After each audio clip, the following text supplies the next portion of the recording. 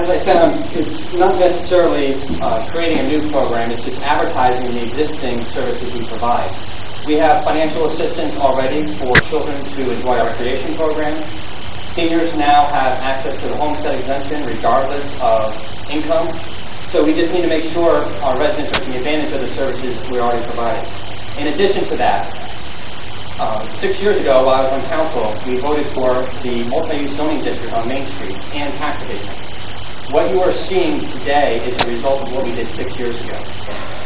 The Bexley Mayoral Chapel, which Capital sold to Plaza Properties, is part of that Southwest Master Plan where land was jigsaw puzzled so that each entity had a unified campus.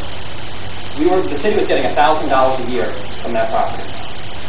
When it is fully inhabited, we're going to be getting $250,000 a year, and that is by providing tax abatement, because that project would not have gone forward without it. That benefits both the school and the city. The schools are going to get a lot more than we getting from it. So by increasing that density, that development on Main Street, we are reducing pressure on both of your taxing entities in the city to increase your taxes, or to go to you and ask that your taxing increase.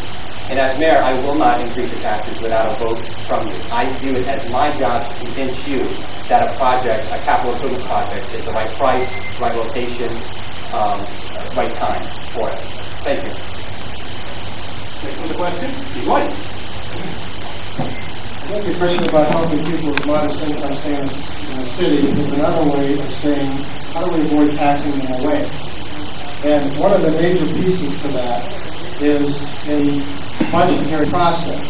Based upon current trends, if you look at 2004 through the projected 2007, if we maintain that current trend, in 3 years we'll have an operating deficit of $5 million or more. That cannot continue. You have the income side and you have the expense side. On the income side, it's absolutely essential that we encourage commercial development in the city. It's begun with the Gateway project. That's going to bring a lot of money into the Treasury, and we don't have very many places left for commercial development. One of the places we have is where the City Hall complex currently is, and I would hope that we're not going to build a maintenance building or a police station on that site that's going to block any further commercial development. I think that would be a tragic mistake. The other thing that the city can do is long-range planning and take care of its assets as we go. We don't want surprises. And according to the same trend, in that same 3-year period, by 2010, Jeffrey Manson's going to be a memory, and people are going to say, well, where are we going to put the police station? And then raise their eyebrows and then say, and how are we going to pay for it?